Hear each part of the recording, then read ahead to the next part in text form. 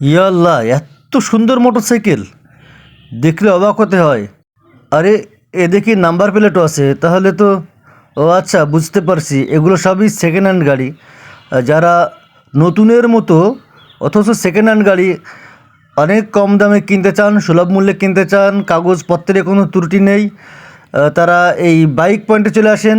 সিয়া মোটো, আমার ভাগ্নে নয়ন এবং চয়ন দুই ভাই এই শোরুমটি করেছে। এখানে আপনারা যারা পুরাতন গাড়ি বিক্রি করতে চান বিক্রি করতে পারেন, আবার যারা পুরাতন গাড়ি কিনতে চান তারা এখান থেকে কিনতে পারেন।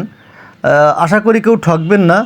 খুব ভালো ভালো কালেকশান আছে, একেবারে নিউ মডেলের গাড়ি আছে, পালসার আছে, এফজেড আছে। দেখতে পাচ্ছেন, মনে হচ্ছে যে সবই নতুন, একেবারে নতুনের মতো, কিন্তু দামে অনেকই সাশ্রয়ী। আমি কথা বললাম ভাগ্নেদের সাথে, তাতে দেখলাম যে কোনো কোনো গাড়িতে নতুন গাড়ি থেকে প্রায় 1 লাখ টাকা কম। আর এই যে ইলেকট্রিক বাইক, এগুলোর মাইলেজ এক চার্জে 100 কিলোমিটার।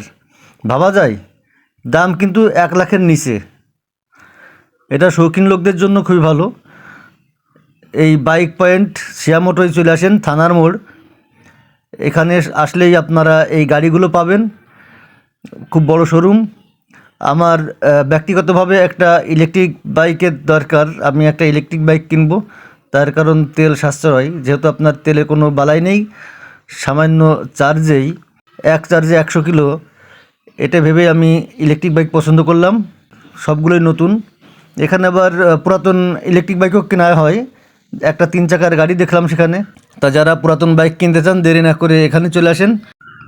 ছিয়া মোটো, থানার মোড়, নড়াইল।